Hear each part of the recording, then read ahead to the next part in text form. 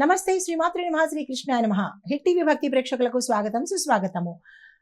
December 11వ తారీఖు 2025 నాటి మేషాది ద్వాదశ రాశుల వారికి గ్రహస్థితులు ఎలా ఉంటున్నాయి, ఆ గ్రహాలు ఇచ్చే ప్రభావము, ఫలితాలు ఈ 12 రాశుల వారి మీద ఎలా ఉండబోతోంది అనే అంశంలో ముందుగా గ్రహస్థితులు చూసినట్టయితే సూర్యుడు వృశ్చికంలోను, చంద్రుడు సింహంలోను, కుజుడు కూడా సింహంలోను, బుధుడు ధనస్సులోను, గురుడు మిథునంలోను, శుక్రవక్ర స్థితిలో సంచారం చేస్తున్నాడు. శుక్రుడు వృశ్చికంలోను, శని భగవానుడు మీనంలోను, రాహువు మేషంలోను, కేతు తులాలో సంచారం చేస్తున్నారు. తదుపరి రాశి మకర రాశి.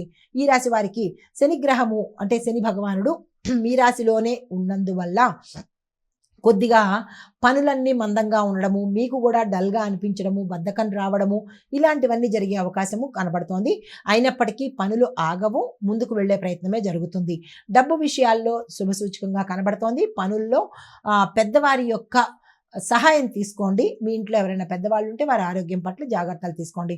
సూచన ఏంటంటే కనుక అన్నెసెసరీ కామెంట్స్ చెయ్యకండి. కమిట్మెంట్స్ కానీ కామెంట్స్ కానీ ఈ రోజైతే ఎవరికి ఇవ్వకండి. పరిహారంగా నల్ల నువ్వుల దీపాన్ని పెట్టుకోండి శని భగవానుడి ఆలయంలో. అదృష్టశాతం 79, కలిసి వచ్చే రంగు నలుపు, కలిసి వచ్చే సంఖ్య 8, కలిసి వచ్చే వారము శనివారము. తదుపరి రాశి కుంభరాశి. ఈ రాశి వారికి స్నేహితుల సహాయ సహకారాలు అందుబాటులోకి వస్తాయి, కొత్త కొత్త అవకాశాలు లభిస్తాయి.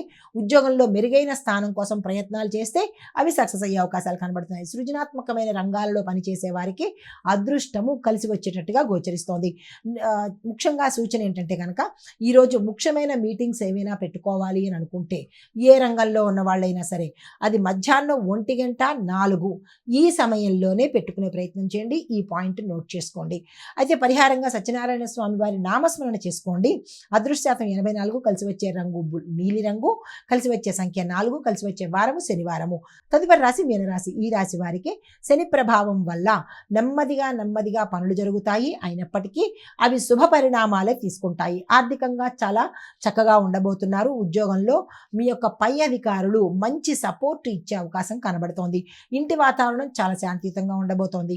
సూచన ఏంటంటే కనుక అవసరం లేని ఆలోచనలు ఏమైనా ఉంటే వాటిని తగ్గించేయండి. ఈరోజు అన్నెసెసరీగా ఆలోచించకండి.